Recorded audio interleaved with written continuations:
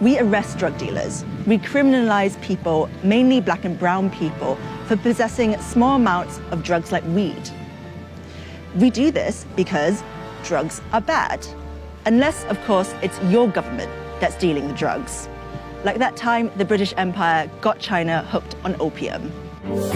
Empires of Dirt, a show about Europeans getting rich at the expense of everyone else.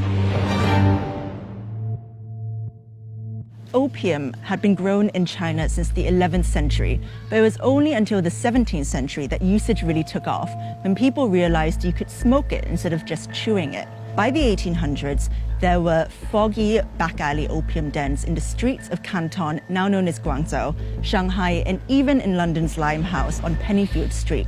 In the early 19th century, Chinese exports like silk, ceramic, and tea were hugely popular in Britain. Opium was one of the few things the British Empire could trade back. It's estimated that as many as 15 million people were addicted to opium by 1890, making it one of the worst cases of national drug addiction ever seen. They would ship opium grown in colonial India to Canton, where Chinese traders would take it into China. As opium grew in popularity, British trade increased. In 1800, 300 metric tons of opium was shipped into China. 4 decades later, this had increased to 3,500 metric tons of opium. Opium was a highly addictive drug with similar effects to modern-day heroin. Long-term users could experience liver, kidney, and heart problems and could die of withdrawal. Opium use had been banned by the Chinese Emperor Yongzheng in 1729 after he saw the effects of addiction on his citizens, and again in 1796 by the Emperor Jiaqing after everyone ignored the first ban. But Britain continued smuggling opium into China. It was simply too profitable not to. The opium monopoly out of India was worth £981,000 in 1831. That's the equivalent of about £100 million today. By the 1830s, people from every level of Chinese society were hooked on opium. After Emperor Daoguang received reports of mass addiction all over the country, he'd had enough. Soldiers burned all the opium they found. British traders lost 20,000 chests of opium, equivalent to about £2 million. This led to the First Opium War in 1839. The British were so angry that their drugs had been stolen that they sent troops to the region to demand economic reparations for the financial losses they'd incurred while illegally trafficking narcotics into a foreign country. They were also angry that China refused to open up more ports to British trade and had disrespected their traders. Back in the UK, the press depicted the Chinese as barbarians who had insulted the honor of Brits abroad.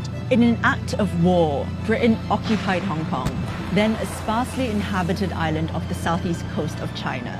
In 1841, China ceded the island to Britain. A year later, the Treaty of Nanking was signed, marking an end to the First Opium War. So Britain got what it wanted: money for illegally trafficking drugs into China and a shiny new island base to smuggle opium from, Hong Kong. Opium remained illegal after the war, but the Chinese authorities were basically forced to accept the drug trade into China. Opium consumption ripped through Chinese society like never before. Chinese smugglers quickly realized that if they registered their ships in Hong Kong as British ships, they could keep smuggling opium into China. This triggered the Second Opium War in 1856, when a Chinese ship flying the Union Jack was seized by the authorities. The Chinese crew was arrested and the British flag was torn down. The British Navy, supported by the French troops, retaliated by seizing Beijing and looting and burning down the Imperial Summer Palace. China was forced to legalize the import of opium. With the opium trade finally legal, imports from British-controlled India nearly tripled to hit 6,500 metric tons in 1880. Fed up with the British running drugs into their country, the Chinese authorities decided that if you couldn't beat them, you might as well join them. By around 1915, moral and political opposition to the drug trade had grown. Britain stopped importing opium to China. It simply wasn't profitable anymore. It's hard to quantify the scale of the misery that Britain caused in China, or the mess they left behind. And I know personally because my own great-grandfather was addicted to opium and eventually died of withdrawal in Hong Kong. and it's something my family still talks about all the time. The British Empire were one of the biggest drug pushers in history, but hardly anyone in the UK knows what we did in China. Pablo Escobar, he's got nothing on the British Empire.